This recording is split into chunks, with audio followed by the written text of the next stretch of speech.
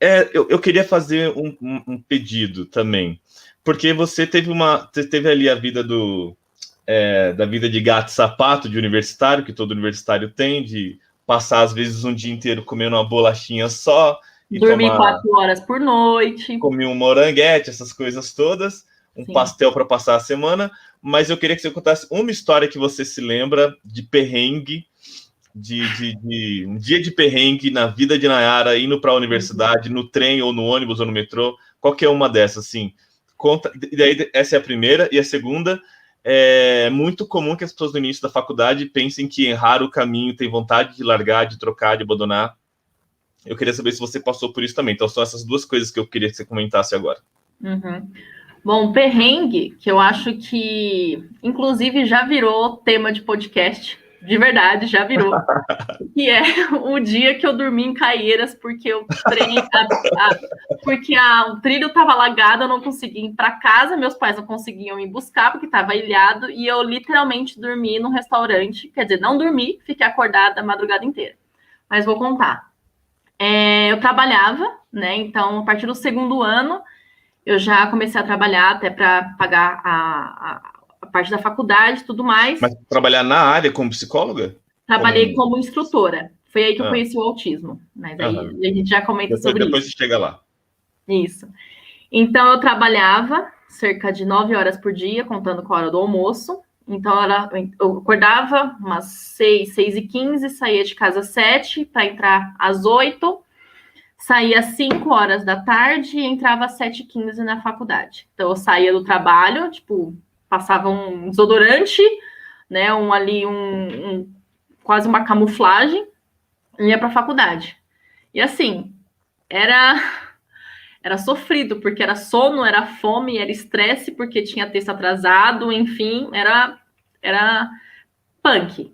E aí, eu lembro que foi num dia que estava ameaçando chover, então a gente sabia que trem ia atrasar, ônibus ia atrasar, né? Provavelmente aulas ia atrasar, porque o professor, né, querendo ou não, também é uma pessoa que atrasa, enfim.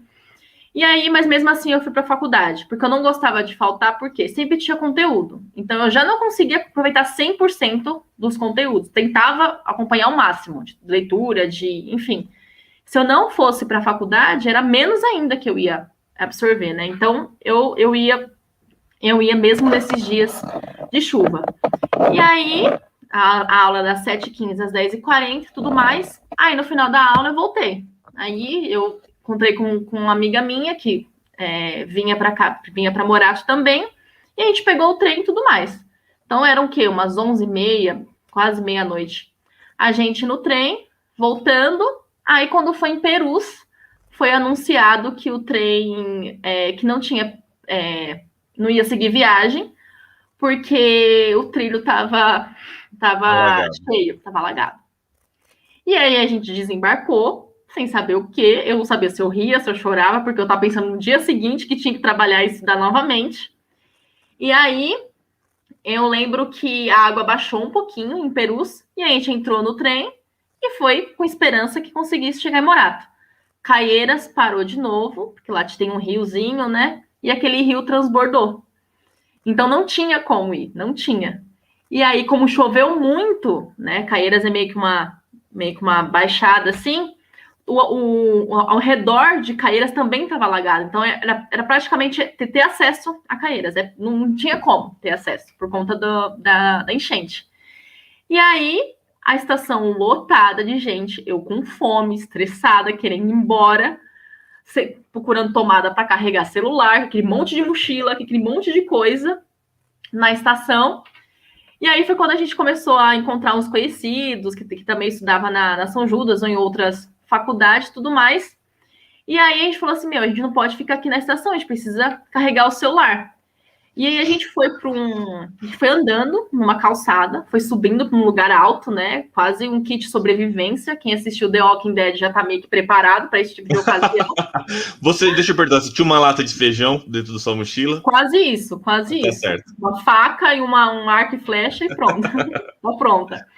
E aí a gente encontrou um restaurante que ele só abaixava como se fosse uma lona. Que tinha como ter acesso ali, era coberto, não chovia e tinha tomada.